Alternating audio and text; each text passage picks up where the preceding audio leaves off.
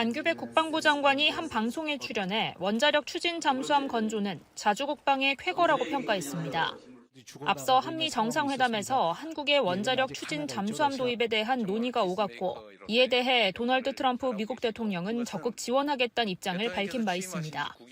안 장관은 우리 군의 30년 염원이었던 원자력 추진 잠수함 건조의 꿈이 현실로 다가왔다며 대북 대비 태세를 획기적으로 강화할 전략 자산이 될 것이라고 강조했습니다.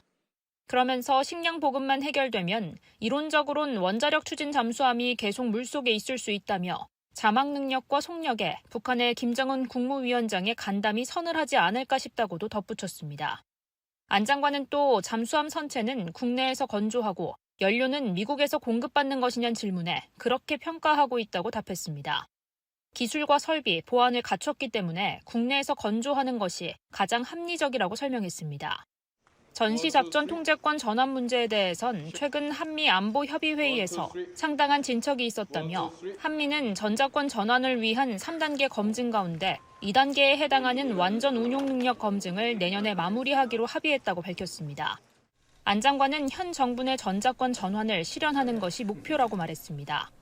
2단계 검증에 통과하면 3단계 완전 임무 수행 능력 검증 연도를 양국 정상들에게 건의하고 영내 환경평가를 거쳐 전자권 전환 절차가 이루어진다고 설명했습니다. 한편 한미 정상회담에서 타결된 내용을 정리한 문서, 팩트시트 발표 시점에 대해선 조만간 발표될 것이라고 밝혔습니다. 안 장관은 원자력 추진 잠수함 건조 문제가 대두되면서 미국 정부 내 부처 간 조율에 시간이 필요한 것 같다고 설명했습니다. 이재명 대통령은 오늘 제63주년 소방의 날을 맞아 국민의 생명과 안전을 지켜온 모든 소방공무원 여러분께 깊은 존경과 감사를 전한다고 밝혔습니다. 이 대통령은 SNS를 통해 여러분이 국민을 지킬 때 국가는 여러분을 지키겠다며 고귀한 헌신에 걸맞은 예우도 다하겠다고 적었습니다. 아울러 보다 나은 근무 환경을 조성하고 합리적 지원과 정당한 보상이 이뤄지도록 하며 생명과 건강을 지킬 제도적 토대를 견고히 하겠다고 강조했습니다. 소방당국은 울산 화력발전소 보일러타워 붕괴 사고 현장에서 40대 김모 씨의 시신을 수습했다고 밝혔습니다. 이로써 이번 사고로 매몰된 7명 가운데 사망자 3명의 시신이 수습됐습니다. 사고 현장에는 사망 추정 2명, 실종 2명이 아직 매몰돼 있습니다. 한국개발연구원 KDI는 우리 경제가 소비를 중심으로 경기가 다소 개선되는 모습이라고 밝혔습니다. 경기 개선이라는 낙관적 표현을 사용한 것은 지난 5월 경기 둔화를 언급한 이래 6개월 만입니다. 다만 KDI는 여전히 경기가 좋은 상황은 아니라고 언급했습니다.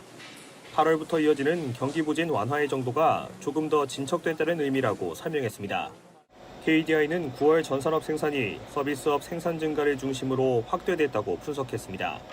소비와 연관성이 높은 서비스업 생산의 경우 추석 명절로 인한 조업일수 증가 영향을 고려해도 상승폭이 컸다고 봤습니다. 소비는 완만하게 개선 중이라고 평가했습니다. 시장금리 하락세와 정부 지원 정책 등에 따른 것으로 분석했습니다. 다만 건설업 부진 판단은 유지했습니다. KDI는 감소폭이 일부 줄어들기는 했으나 조업일수 확대와 마무리 공사 집중 등 일시적 요인에 따른 것이라고 평가했습니다. 수출 증가세는 반도체 호조세에도 불구하고 다른 품목의 부진으로 완만하게 둔화 중이라고 언급했습니다. KDI는 한미 무역협정 진전과 미중 무역 긴장 완화 등 통상 여건이 일부 개선됐지만 불확실성은 여전히 상존한다고 밝혔습니다.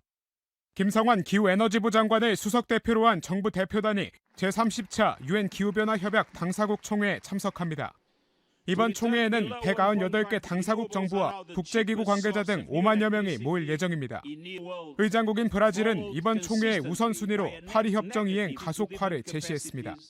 이에 따라 온실가스 감축을 위한 공조 방안이 주요 의제로 떠오릅니다. 특히 올해는 각국이 2035년까지의 탄소 배출량 목표를 제출하는 해인 만큼 관련한 발표도 이어질 예정입니다. 우리 정부도 2045 NDC를 국제사회에 공표할 계획입니다. To return below 1.5 degrees by century's end, global emissions must fall by almost half by 2030, reach net zero by 2050, and go on with net negative afterwards. 제1차 전지구적 이행점검 결과를 실행하기 위한 대화체 운영 방안도 논의합니다. 국제사회는 지난 2023년 파리협정 목표 달성을 위해 재생에너지 설비 용량 3배 확대, 석탄 발전의 단계적 감축 등을 합의한 바 있습니다. 아울러 이번 총회에는 2028년에 예정된 제2차 전지구적 이행점검 준비 절차를 계획합니다. 기후재원 관련 대화도 계속됩니다. 개발도상국 기후변화 대응을 목표로 연간 1조 3천억 원 달러 확보 계획을 마련할 방침입니다. 지식재산처는 오픈마켓 6개 업체와 합동으로 홈 인테리어 용품 지식재산권 허위 표시 기획조사를 벌여 479건의 허위 표시를 적발했다고 밝혔습니다. 지재처는 특허권의 허위 표시가 가장 많았다며 특허받은 상품이 품질 면에서도 우수할 것이라는 소비자의 기대를 악용하는 사례가 많았다고 설명했습니다. 적발된 479건은 모두 게시글 삭제와 함께 판매 중단, 수정 조치했습니다.